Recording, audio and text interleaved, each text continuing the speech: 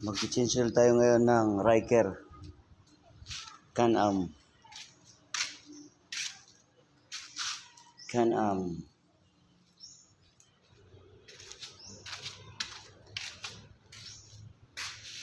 $900 Can-Am. Ito yung langis niya. Bali,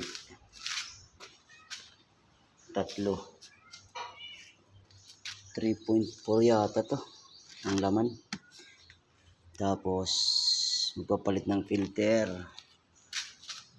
oil filter.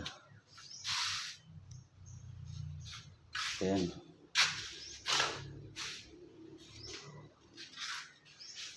Ang kinaganda sa Can-Am na to ngayon dahil nilagyan ko ng cambio. So, kasi hinyo ang may-ari nito eh. Dapat ito lang, dapat yan. Kasi palang ang kakambyo nito. Forward, reverse lang. Kaya nilagyan niya ito, ginawa niya.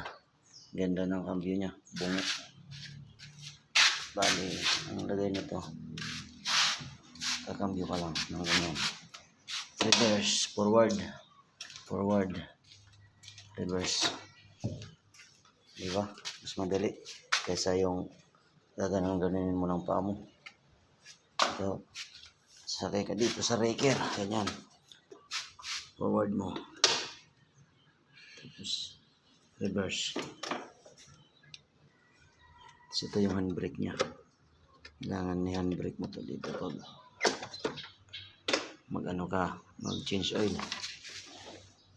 Kaya ito, mag-change ako ngayon. Papalit ako ng filter.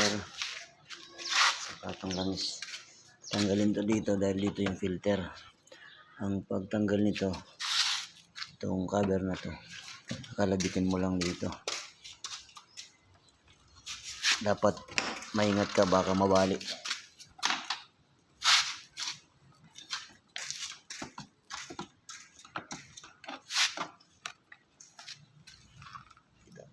Kalabit. Yun. Tanggal na yan. Yun. Tapos, dito yung filter niyan. Ito.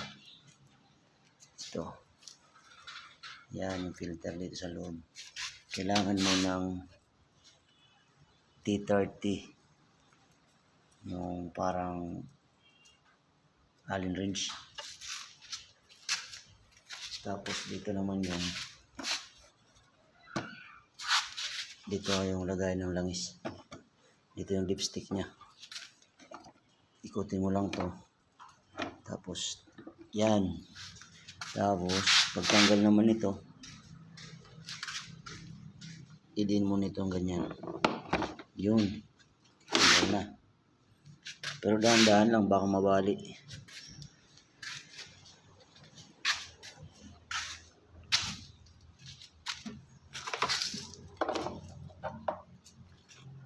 Tapos ito yung lipstick niya.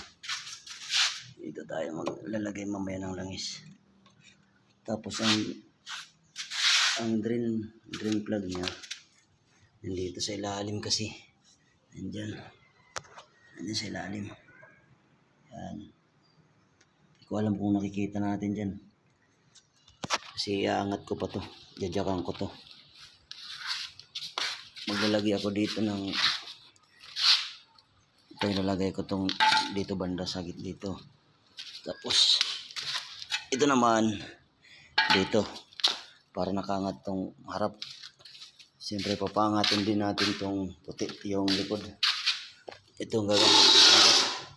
Mas maganda to. Hindi ikot lang. Ayos na to, ayos. Ayan. Ikutin mo lang yan, tataas yan. Lalagay mo naman dito sa ilalim. Pero kailangan mo maglagay ka ng kahoy na hindi tamaan yung tumbutso. Kasi pag tamaan, baka naman bumigay.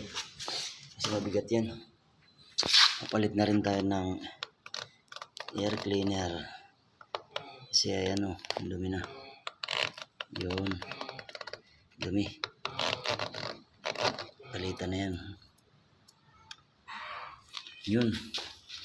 Kaya mag-umpisa na tayo.